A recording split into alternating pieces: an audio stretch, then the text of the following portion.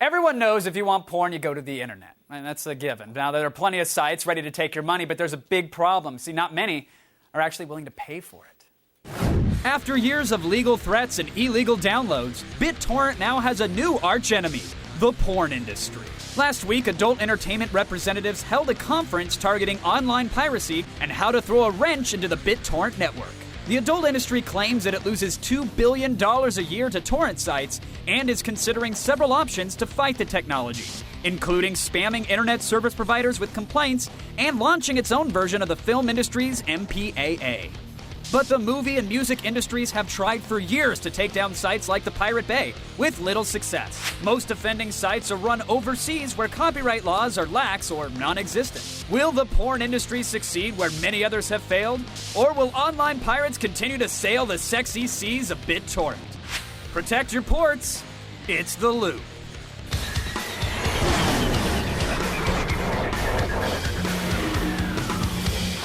All right, my guest tonight here in Los Angeles, co-founder of the Wanted List, Tran, is back, and from Atlanta, spokesperson for the Pirate Party, Andrew Norton. That sounds like an awesome party, actually. Welcome to The Loop, everybody. I'd like to start with you. Let's just get out there. How big of a threat is piracy to the actual porn industry? Well, it depends on a couple numbers that you're looking at, but we're looking at anywhere between the high $100 millions to up to about $2 billion in lost revenues for the adult industry overall. Now, I had read a figure that said that really only calculates to maybe 4% of overall revenue, which, granted, it's 4% that's being lost, but that doesn't sound like it's that huge of a deal, is it? That's just one number out there. We've seen other numbers as high as 20% of the industry we lose about 20% of the revenue from the industry from pirated content. And so, 4% or 20%, it's still illegal what they're doing, and We're still losing money. Andrew, you're shaking your head. Do you disagree that money's being lost due to pirates? Well, it all depends on how you define money being lost. The MPAA put out their figure last year as $6.3 billion, yet they won't let anybody see the results of their study or how that number was even achieved. The same with this number. They're saying hundreds of millions to a couple of billion. Which is it? There's a big difference. If you can't tell how much money you're losing, what else can't you tell? How do you define illegal as well? Copyright infringement is not a criminal matter, it's a civil matter. All right, how do you respond to a criticism like that? Taking content that is owned by somebody else and putting it on sites where then you profit from is actually an illegal act, and that is copyright infringement. You can look at it from a civil or even from a federal case. There's a lot of different federal statutes that you guys are violating, but even on a civil level. Not me. I'm not violating any statute. There are quite a few. For one, you don't put yourself in front of, you're allowing that content to be open for anybody, which are people under the age of 18, whereas companies like ours and other companies out there, we have content that's available, but we hide ourselves behind credit card processing, which we then verify if a user is 18 years of age or older. On top of that, is free. You provide free, illegally stolen content from us. Andrew? I say, I'm not providing anything. You provide media. I was going to say, as far as Andrew, do you run a website where you're hosting some Captain Stabbing videos or something that I was unaware of? I run a political party.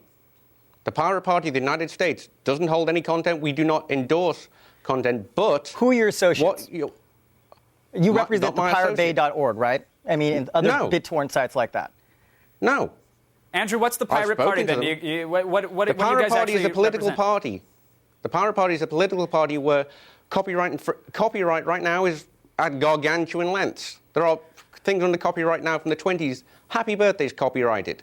So copyright infringement is this huge thing. But I have actually spoken to many of these porn sites. I've spoken to people from the Pirate Bay. I've spoken to people from Emporium. I've spoken to Pure TNA.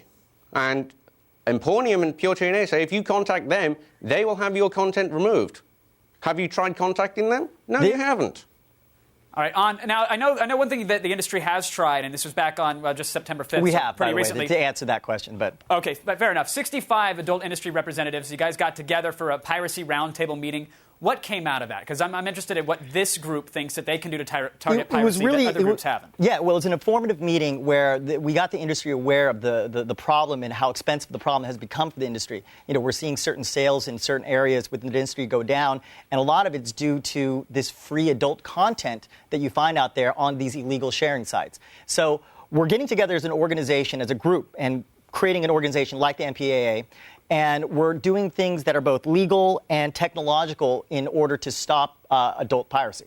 Now, Andrew, I know people have tried this before. They've tried suing sites. They've tried using the DMCA. I mean, people have tried to take down the Pirate Bay multiple times. Yeah. That never seems to work, though, does it? No, because they try and sue. They try and use the DMCA. Well, most sites aren't in the U.S. U.S. law does not apply outside the U.S. The DMCA does not apply outside the U.S. As the Pirate Bay quite often states when companies keep sending them silly DMCA requirements. Some do it as a courtesy, but they don't have to. They respond to their local copyright laws. Right. So on a servers located overseas, that is not completely true. Both copyright and free trade laws go hand in hand with each other. And there's ways to create... But not the DMCA.